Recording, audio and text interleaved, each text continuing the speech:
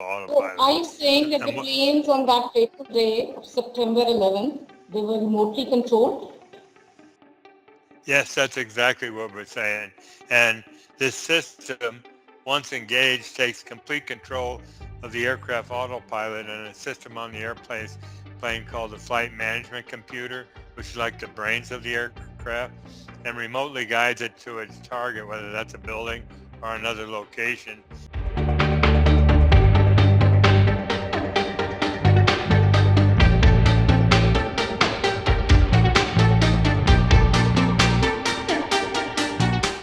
Is everything we have been told about the 9/11 attacks being a lie? Did a bunch of Muslims without almost no flying experience somehow hijacked four airliners and flew them into the Twin Towers and into the Pentagon? This is Saeeda Qudsiya Mashhadi from Voice of Peace, and we have Captain Dan Hanley with us, who is a former United Airlines pilot with experience of 25 years. And before that, he had 10 years experience as a US naval aviator. He served as director and international public spokesperson for the global grassroots effort called 9/11 Pilot Whistleblowers. Captain Dan is revealing what actually happened on that day with those aircrafts. He believes that there were no Muslim hijackers controlling the 9/11 aircraft, but the aircraft were electronically hijacked and remotely controlled by a system called the uninterruptible autopilot. We will talk about this bombshell revelation and more today. Welcome to the show, Dan. Thank you so much for having me on. I appreciate it. Okay, first tell Uh, us, when did you first start flying? okay, it was 1968. I was only 19 years old, so it was 56 years ago. I started flying as a civilian because I wanted to be an airline pilot at that early age. So let me give you a little bit more detail about my resume flying.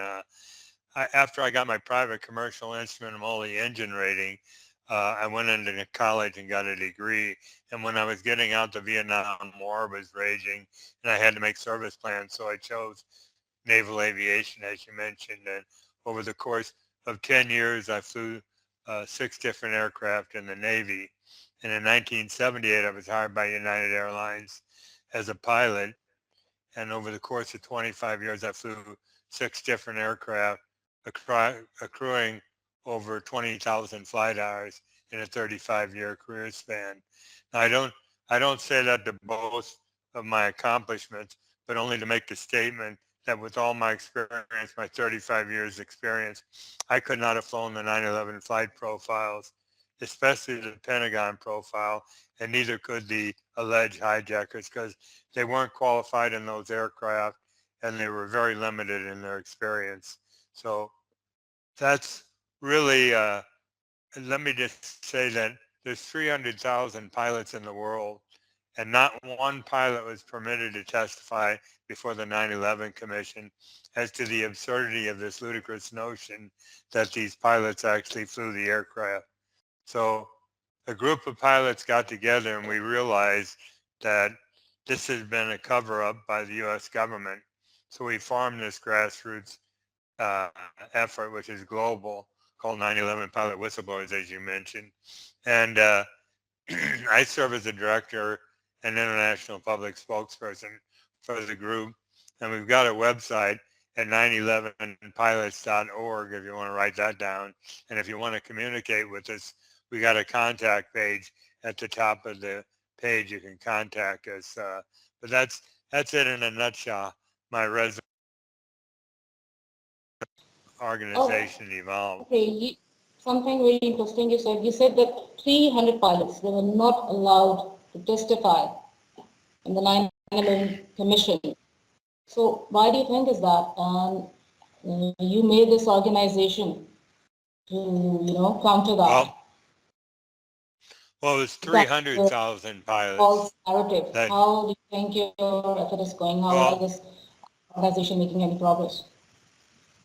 the reason it happened was a guy named Philip Zelikow, who was the executive director of the 9/11 Commission. And he was the filter in the system that decided who was and who wasn't going to testify before the commission. And if I could sidestep a minute and talk about the commission itself, there wouldn't have been one. George Bush and Dick Cheney fought it tooth and nail for 14 months until they finally gave in to the next of kin of the victims of 9/11 who were demanding it. And so it commenced 14 months after 9/11. Now, Lee Hamilton, one of the co-chairmen for the commission, afterwards said it was underfunded, time constrained, and set up to fail. But I interviewed an investigative journalist, an author, who wrote a book called Unanswered Questions. His name is Ray McGinnis. And he said of the 1,000 questions that the next of kin had for the 9/11 Commission, 70% of them went unanswered. And of that 30%, remaining 30%, only 10% of the questions were answered. So we allege he was the one that prevented any pilots from testifying. And we get down the road here a little bit later, I'll show how he suppressed key evidence in our case, in the case of Hani Hanjour, one of the hijackers. So that's how we got started, and we've been a voice out here trying to get out not just to 2 billion, not just to 8 billion people in the world, but in particular the 2 billion Muslims who have been so wronged by the crimes of 9/11, crimes that they did not commit, that we want to convey this message to them. Hey, there were no Muslim hijackers controlling the aircraft. So that's how we got started, Qudsiya. Okay, this is this is a great revelation that you are saying that there were no Muslim hijackers on Right. September 11.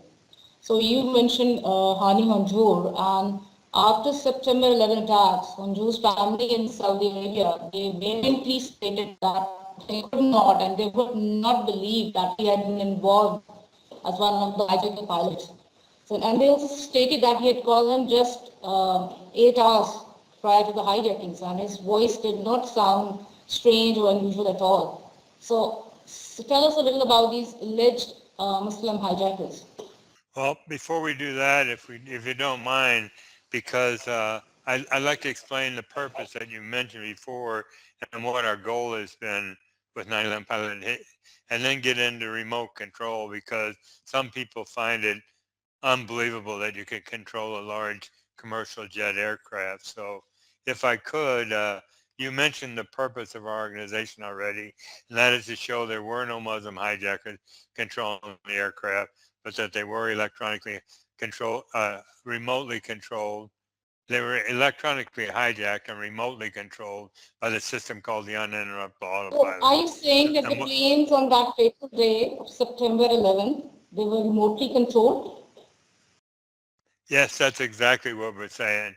And this system, once engaged, takes complete control of the aircraft autopilot and a system on the plane called the flight management computer, which is like the brains of the aircraft, and remotely guides it to its target, whether that's a building or another location. And once this system is engaged, the pilots can't disconnect it. They're along for the ride. So it would be incredibly scary for a pilot to see this airplane automatically take off on them, and they can't disconnect the autopilot and control the airplane anymore. But one of our goals for the organization has been to recruit highly trained and experienced pilots, whether they're active or retired, military or civilian, from around the world, who will attest to the fact that I did, that not only could these hijackers not have flown those profiles, but that they could not have flown them themselves. And on our website that I mentioned, 911pilots.org, we've got, if you go to the drop-down menu, excuse me, we've got pilot interviews. And we just put 10 interviews on there because YouTube was taking them down, saying they were hate speech, if you can imagine. But two of them actually are Pakistan Air Force wing commanders, former PIA captains who were on the interviews that I know personally, and they attested to the fact that what I just mentioned. But getting to remote control itself, some people find it inconceivable that this could happen. But let me give you a brief history. of remote controlled aircraft. You can go Yes, all the please way do. back. You can go all the way back 80 years ago to 1944, when towards the end of World War II, the Army Air Corps, U.S. Army Air Corps launched Operation Aphrodite in Europe. It was out of the UK to be specific. And what they did was gut out old B-17 bombers to lighten the weight of the aircraft so they could load it with a highly incendiary compound called Torpex. Now, pilots were required to make the takeoff, but once they got airborne, they bail out the aircraft, and these aircraft were remotely guided to targets in Europe. Now, this was 80 years ago. They were remotely controlling aircraft. And we mentioned on our website that Joe Kennedy, JFK's older brother, was killed in one of these top secret missions when the airplane blew up due to a malfunction before he had a chance to bail out. And we've got a short film clip on our website if you go to remote control on the drop down menu. But if you jump ahead 18 years to 1962, now this operation didn't actually occur, but it was called Operation Northwoods.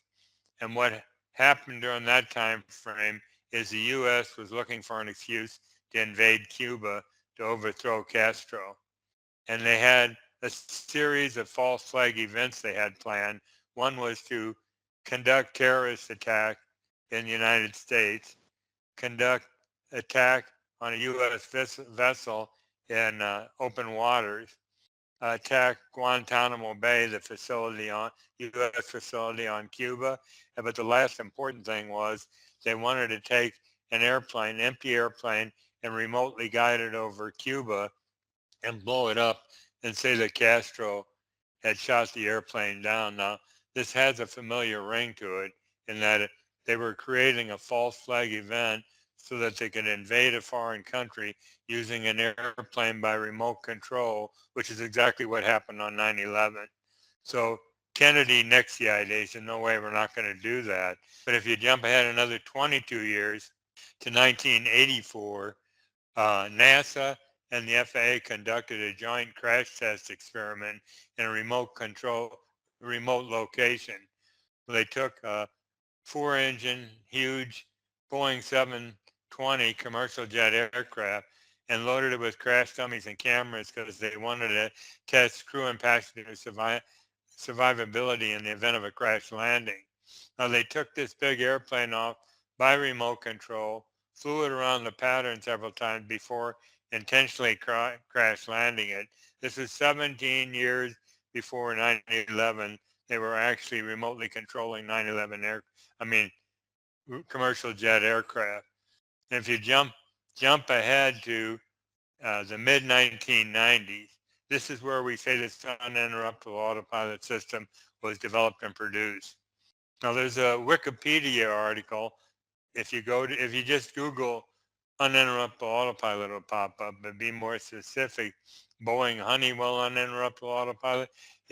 This Wikipedia article pops up, and it's very misleading. It says that the stated design purpose is to prevent would-be hijackers from commandeering a commercial jet aircraft by remotely taking control of it and fly it to one of 108 different airports in the world to auto-land the aircraft.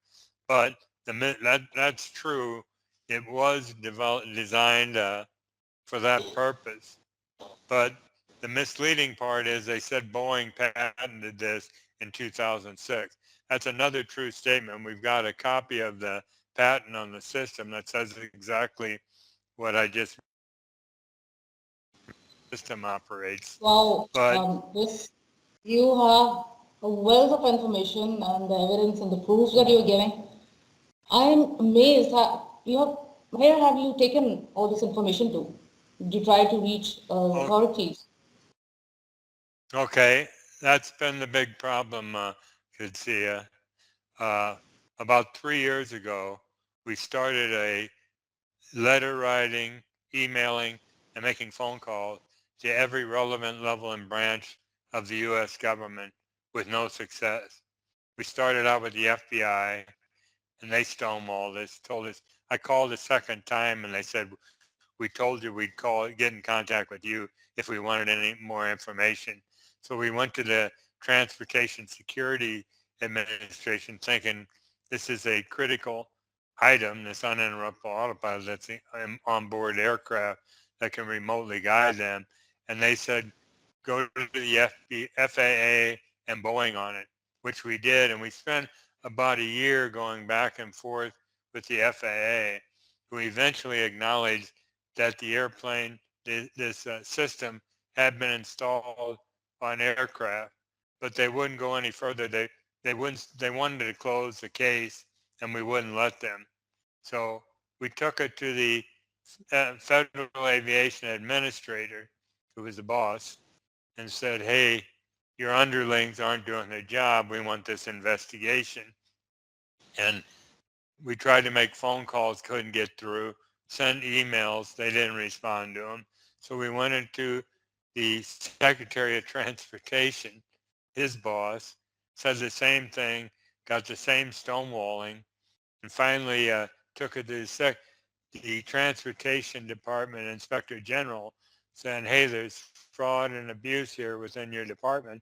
They wouldn't answer.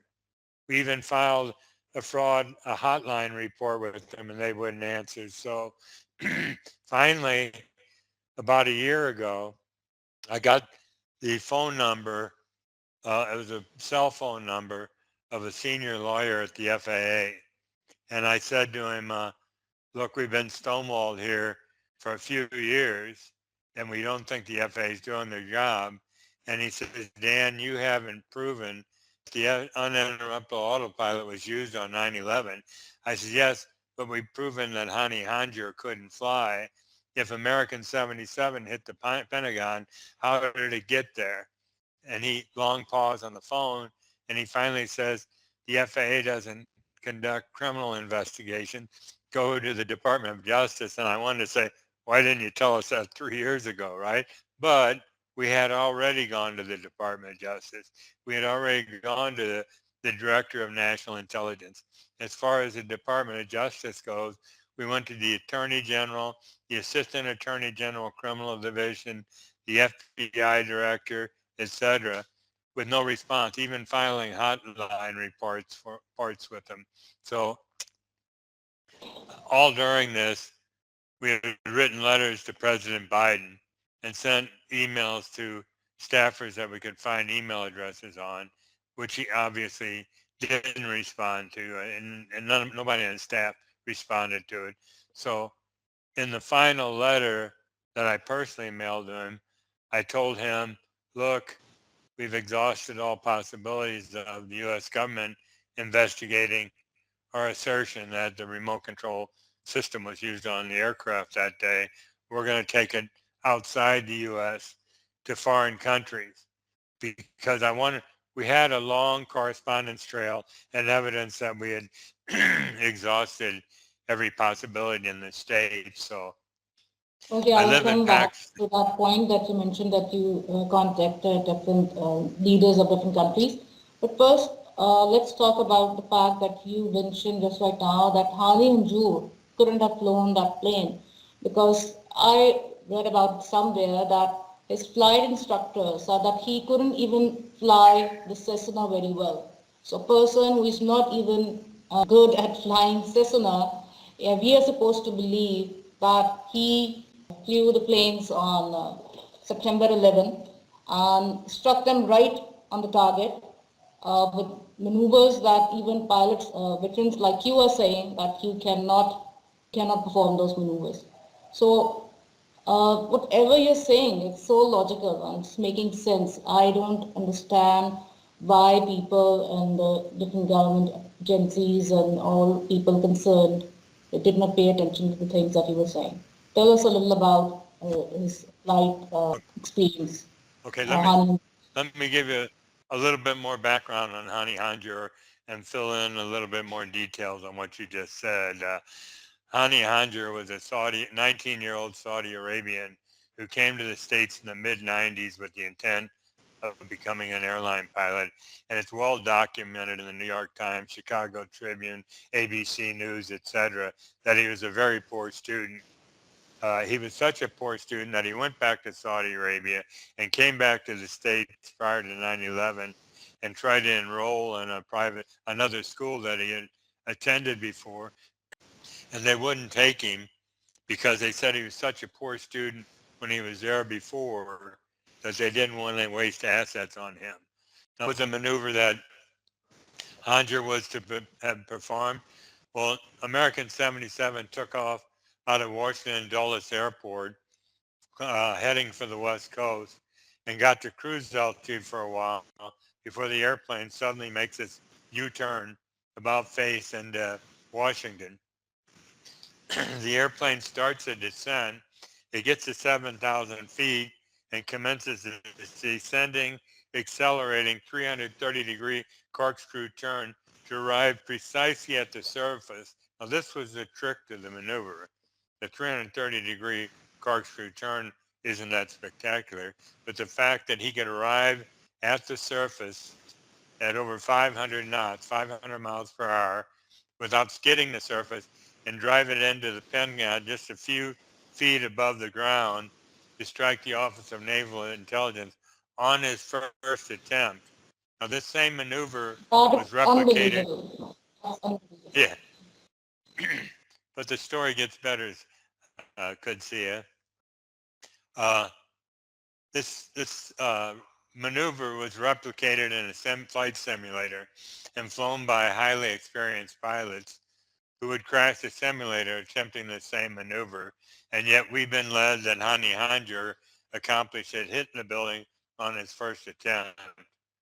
So what did Hanjour do? Like you mentioned, he went to and I confirmed this story with the chief flight instructor at the Freeway Airport. I talked to him on the phone, but he wasn't too keen to talk about it because he's such a critical witness in all this. But Hanjour goes to the Freeway Airport in Bowie, Maryland, 1 month prior to 9/11, and wants to rent a Cessna 172, which is a little prop-driven single-engine Cessna that weighs 1 ton compared to a 100-ton Boeing 757.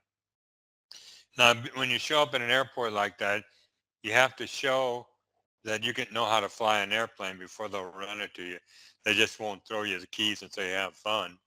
So he went up on not just one evaluation flight, but over a 2-day period, went up on 3 evaluation flights with a pilot named Ben Connor and a woman named Sheila Baxter. And they both came back from the flight. They flunked him. They came back from the flight and told the chief flight instructor, the guy I talked to, named Marcel Bernard, don't rent him the airplane, which they didn't. So what does Hanjour do? He goes down the road to another fixed base operator, Congressional Air Charters, and wants to rent another Cessna 172. And he went up flying with a guy named Eddie Shalev, who came back from the flight and said he was a good pilot.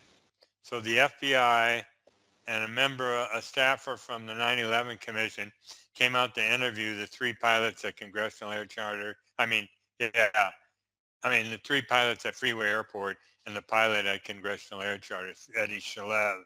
And they didn't take these interviews under oath. They didn't testify before the 9/11 Commission.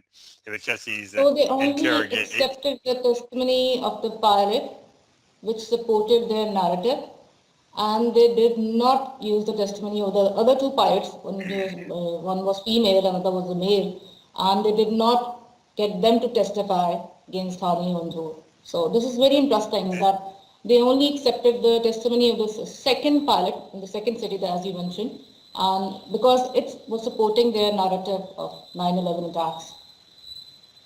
That's exactly correct. And the only thing that appeared in the 9/11 Commission final report was Eddie Shalev's statement that he was a good pilot, and his name only appeared once, and it was just but an end note in the final report. So what you have here is the FBI, or Department of Justice, I'll be specific, the FBI Director Robert Mueller, and the 9/11 Commission Executive Director, here comes his name again, Philip Zelikow, suppressed this key evidence that Hanjour couldn't fly because it would have blown the holy hell out of the whole 9/11 narrative that these pilots flew the aircraft. So getting back to the uninterruptible autopilot, the remote control system, we we we contend that the system was developed and produced in the mid 90s, even though the patent didn't show up until 2006, which we believe the government wanted to lead us to believe, hey, we came up with a new anti-hijacking system to prevent another 9/11, when in reality it was produced in the 1990s. And we say, because Honger couldn't have flown the 9/11 Pentagon flight profile, that the only viable alternative explanation as to how American 77 struck the Pentagon, if that is in fact what happened, is through employment of this uninterruptible autopilot system. Now, there's a lot of people out there that say, because there was no wreckage of the airplane, no body parts, nothing, very few body aircraft parts out there, that it couldn't have been American 77 and that a cruise missile hit the Pentagon. To them, we respond, okay, suppose you're correct. Suppose your assertion's correct. What happened to American 77? Well, they can't answer that. And we say, well, we don't normally debate this issue. We stop with just saying the hijackers couldn't have flown and the system exists. But we claim that American 77 was electronically hijacked and flown somewhere else. So that that's our contention, and that's what we wanted investigated by the U.S. government, and it didn't happen. The main crux of the issue which I've been getting from you is that it's the uninterruptible autopilot was used on September 11 attacks. And this is how this false flag operation was carried out. There is a term that conspiracy theorists use a lot. I'm not against them. The terminology, the New World Order. Do you think that September 11 attacks and the October 7th attacks, they were used, these false flag operations were used to usher in the New World Order? Who wanted it and why? That's exactly correct. Plus, you've got to realize that the United States government, the military-industrial complex, reaped a $6.2 trillion profit from the war on terror, and somebody gained 6.2 financially. trillion. No, 6.2 trillion. I'm just okay. We're 34 trillion in debt right now, but they claim that the war on terror, I think it's underestimated, cost $6.2 trillion, and somebody reaped financial benefit from that. But That's the huge. overall goal was the Greater Israel Project. Now, people aren't familiar with that, but it's still ongoing today with what we see in the Middle East. Israel claims all land from the Euphrates River to the Nile River is part of the biblically prophesied promised land. And you can overlay a map of Greater Israel, the map that it claims the territory that they own, and a lot of it overlies the country that the U.S. and its allies illegally invaded without warranted, based on based on the lies of 9/11. So we contend with what happened after 9/11, the invasion of all these countries was used. They used 9/11 as an excuse to do it. They used a lie to do it. And if you look at what's going on, there was a general named Wesley Clark. He was a NATO commander who is on film saying that he went into the Pentagon a few weeks after 9/11, talked to one of his buddies, and his buddy said, hey, we're going into Iraq. He said, we're going into Iraq. Why? He goes, I don't know, but that's what the plan is. And this is just a couple of weeks after 9/11. And he visited him a few months later, and he says, are we still going into Iraq? He goes, oh, no, it's much worse than that. They're going to invade 7 countries in 5 years and topple the governments and destabilize and topple the governments and them. So that's what we saw they attempted to do, but they weren't successful in doing it. And that's what you see right now. They use the um, November 7th, false flag attack on Israel to launch an attack October into 7th. Gaza, Syria, Lebanon, Iran being the ultimate goal, which is the intent. It's part of the intent of ushering in the New World Order. So yes, you were correct with your opening statement there. It was used to usher in the New World Order. All right, this new world order, this impacted Pakistan as well, especially after September 11th. We have seen the after effects on Pakistan. We know that the US launched war on terror, and Pakistan is an important known NATO US airline. How devastating this war on terror you think was for Pakistan, especially considering that Afghanistan is our next door neighbor? Good to see you. Let me just tell you something. I've lived in Pakistan for 14 years. I'm not a Pakistani, but I am a Pakistani at heart. And I know that there were 70,000 lives lost to the tune of $120 billion that Pakistan really couldn't afford, which in part is why Pakistan remains impoverished today, owing the IMF $60 billion and totally dependent on the U.S. for aid and trade and IMF loans. So I I was outraged when I got here to see the war on terror firsthand on 9/11 with the improvised explosive devices in marketplaces, etc. And it was actually the attack on the Army Public School in Peshawar about 8 or 10 years ago that drove me. I had backed off the 9/11 truth movement for a while, but that event alone propelled me back into it full force because I saw 144 people killed, of which 132 were school children between the ages of 8 and 18. And you go back to Paris, France, the supposed terrorist bombings there, and you saw these world leaders locked arm in arm marching down the Champs-Elysees, demanding the retribution for what happened in Paris. We lost about 25 people. And yet I said to myself, where are the world leaders marching down the streets to Peshawar with this horrible bloodbath? So that got me back into what I'm doing today. And to jump ahead, well, I'll let you ask me your next question because I was going to get into where we went internationally with this. Yeah, that brings me to your meetings with different leaders of the world. I also understand that you met Pakistan's ISI at your request in their headquarters in Islamabad on March 7th, 2022, and you requested to meet the then Prime Minister, Mr. Imran Khan. But unfortunately, the very next month, he was illegally ousted through a coup. Let us talk about it a little. And I also know that you have tried to contact different Islamic organizations, or different heads of Islamic states, but they did not respond to you. And it is shocking to me as a Muslim that you had solid evidence, you had proofs that could have exonerated the Muslims from all the blame they get for September 11 attacks. But not a single Muslim leader took it seriously.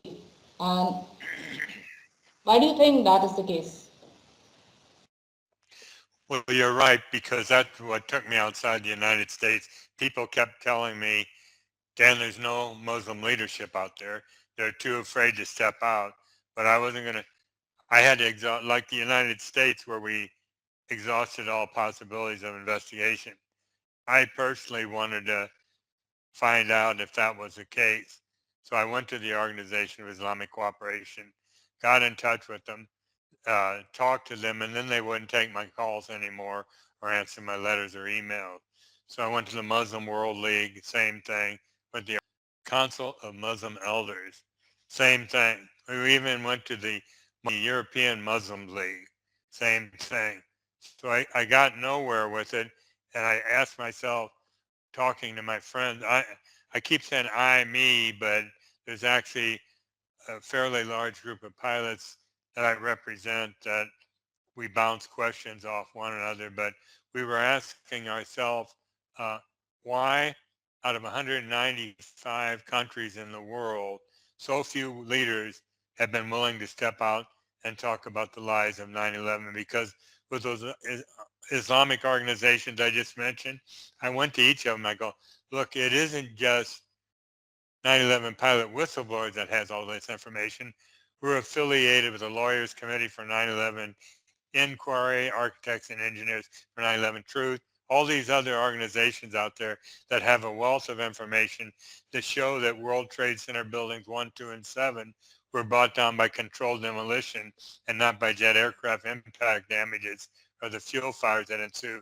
So we said, hey, we'll get together and present all this evidence at your feet if you'll just consider establishing an international Islamic commission or conference for 9/11 inquiry. So it would be essentially a Muslim 9/11 commission, because we believe that besides the next of kin of 9/11, there's been no group of people on the planet Earth that has been more harmed than the 2 billion Muslims that were True. lied to and suffered from Islamophobia the last 23 years. So we thought if we could gain the attention of this large group of people, maybe we could move politically or otherwise on these issues. But we haven't been successful in doing it. Just recently, I was put in contact with Sheikh Imran Hossein, who's a renowned Islamic scholar. And I presented our case to him, and he expressed a keen interest in it.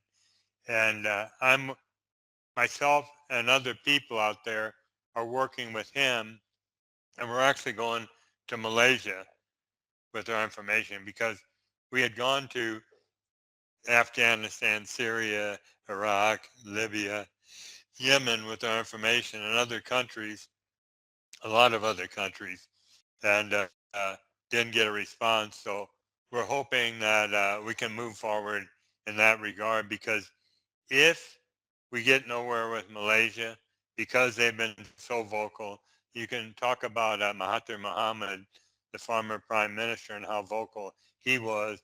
At age 99, he's still active in this.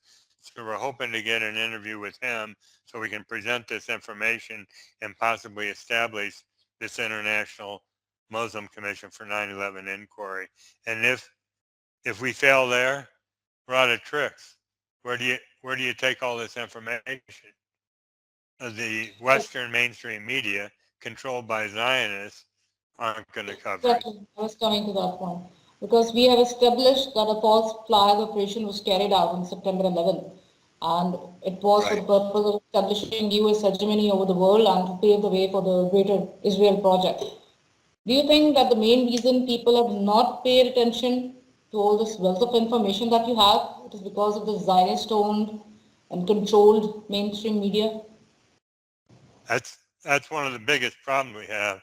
And let me just address something there called the Hasbara Project. In 1983, there were 50 independent news media outlets in the United States. Today, there's only 6 major media conglomerates that control 96% of the news people read, see, or hear. And it's totally been infiltrated by Zionist Jews at every level and branch of the management of these organizations.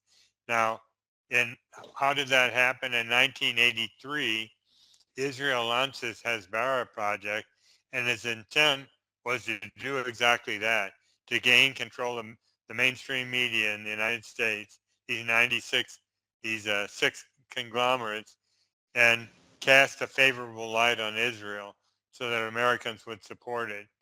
So you see the Congress giving Netanyahu, in spite of the genocide going on in Gaza right now, giving him a standing ovation. That's because there's a lobby in the United States called AIPAC that has a stranglehold on every level and branch of the U.S. government, starting from the president down to the street level. So that's why the word's not getting out. So people ask, what are people afraid of? Because you had Mahathir Mohamad in Malaysia, Ahmadinejad in Iran, Hugo Chavez in Venezuela, Francisco Cossiga in Italy, and a few other world leaders that actually did speak out about 9/11 and got nowhere with it. And you got to say, well, these other world leaders aren't stupid. They got to know the same information that we have. Why haven't they spoken out? Why hasn't the media? Well, we know why the media hasn't. Why haven't the people spoken out? Because they've been drowned with all this propaganda from the Zionist owned and controlled mainstream media. So people say to me, who do you think was responsible for 9/11?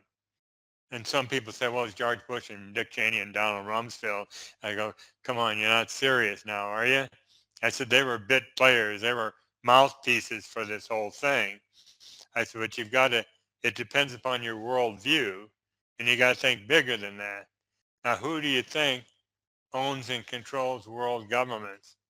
You know, we've been led 195 independent sovereign nations in the world when that isn't true at all. Now you've got uh, the 13 bloodline families, the Jesuits in the Vatican, the Freemasons, the Committee of 300, the Bilderbergs, the Rothschilds, Rockefeller, Soros, Council on Foreign Relations. I could go on with these huge organizations, which to me are the most powerful, wealthy, ruthless subhumans on the planet Earth that control these organizations. They are the one that want the New World Order. They are the one that wanted the Greater Israel Project, which is part of the New World Order, because once the New World Order is established, the capital of this is going to be Jerusalem. There'll be one world government, one world leader, one world government, one currency, cryptocurrency, this capital in Jerusalem, and depopulation. So they're on the way, and the only hope I see that we have of stopping them is exposing the lies of 9/11. And you got to Completely agree with you. Completely agree with you. Everything that you have said. I also want to talk about Captain Philip Marshall, who's a veteran airline captain and former U.S. government special activities contract pilot. And Captain Marshall was considered the leading aviation expert on September 11 attacks, and it is said that he had discovered strong connections between George W. Bush administration and the September 11 attacks. Unfortunately, Captain Marshall was murdered execution style along with his two teenage children and their family dog. What do you have to say about that? And secondly, do you sometimes fear for your life because you are also daring to speak the truth just like Captain Marshall did? Well, people say to me sometime, why aren't you dead? And that could be true given what Captain Philip Marshall was attempting to expose, but I'm not trying to sound noble here. I'm 75 years old. I don't need to be doing what I'm doing right now, but I feel I know too much about the lies of 9/11 to remain silent, so here I am. So uh, I live in Pakistan. Uh, this place is crawling with every intelligence agency in the world, whether it's Mossad, RAW, CIA, FSB, you name it. So if they wanted me dead, I'd be dead already. And if that happens, and that's God's will, thine be Exactly. done. The protector is And greater than the killer, so yes. If God I'm doesn't willing to want you dead, accept. no one can do anything about it. Okay, Dan, Yes. you have also made a documentary on September 11th attacks. Tell us something about it so our viewers can watch it. Okay, if you go to our website drop down menu, it's like it's stuck in our third item says documentary, and that'll take you over to a link to it. 911pilots.org is the website. 911, yeah, 911pilots.org. 911.org, correct. Uh, the title of the documentary is called 9/11, The Advent of the Ninth Crusade, and people's come to us and said, hey, dummy, there's been more than 9 crusades, but as near as we can determine, there were 8 major crusades, and we claim that 9/11 was a catalyst to enable infidels to invade Muslim countries in the Middle East and South Asia. So uh, it was actually, I actually wrote the narrative for it. we had a professional come in and volunteer to do the voiceover for the documentary. And I have a friend in Lahore who produced documentaries and said, hey, I can produce it for you. So it's actually collaboration on 3 continents, plus some technical advisors that we had, that we produced this documentary. It's about an hour and 40 minutes long. And some of the narrative doesn't match the visuals on the thing, and I'll blame our producer for that. But we're correcting a few items on the documentary right now. But That can be edited out, the part that is yeah, not according to right, vision. right, right. But it doesn't just address the uninterruptible autopilot. It addresses everything. The Zionist involvement in 9/11, who some central characters were involved with the lies, et cetera, et cetera. So the documentary really was targeted at Muslims who still believe the official 9/11 story. Because Yeah. I had I a would younger recommend guy. every Muslim to watch it. Go to your website, read everything that you have shared, and watch every video that you have uploaded there. I also understand that you're writing your memoir. Is it complete, or when is it going to be available? Well, I'm waiting for the editor to finish the work. It'll be available on Amazon and Kindle, and the name of it is Grounded, uh, Okay. Memoir of a 9/11 Pilot Whistleblower. And the reason it's named that is because I was a Boeing 777 captain at United Airlines in 2002, 2003, and spoke out about 9/11, and they illegally grounded me based on trumped up psychological grounds for life as a pilot.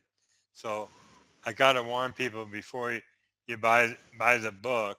It is a memoir, so it starts out from when I was a little kid through my aviation years, through United Airlines, up until 9/11. And then after that, we cover the uninterruptible autopilot, bankruptcy fraud at United Airlines, and other topics. So I I'm hope sure it's going people, to be very interesting from start to finish. um, I didn't write, I wrote it for my kids because my involvement as a whistleblower in the early 2000s cost me a 27-year marriage who my children blame me for the divorce, still believe the official story, think their dad's a whack-out conspiracy nut, and doesn't talk to me. I also lost $4 million in pay, pension, and stock, and it destroyed my reputation as a pilot and a 35-year career in aviation. So I paid a heavy price, not as heavy a price as Philip Marshall paid, but I paid my own heavy price. Uh, and the reason I actually wrote the memoir was for my kids. It started out, I was writing a manuscript to send my kids, perchance before I die or even afterwards, they'd read my story and see what happened to me. And a guy came to me and said, isn't it about time you wrote a book? And I said, well, I wrote this stupid manuscript. He goes, send it to me. And I did. He goes, no, it's not stupid at all. I can make a book out of it. So he volunteered over a year to do that. And then an 82-year-old book editor from Oklahoma came in to me on Twitter and said, hey, I can edit your book for you and get you published on Amazon and Kindle. So that's where it is right now. And that's how it all evolved. But I didn't write it to make a profit. We're going to practically give it away to try to get people to read it. I'm so happy for your book. Thank you so much for speaking the truth. Sorry to hear that you had to suffer because of that. For your stance on 9/11 attacks, the difficulties the financial difficulties.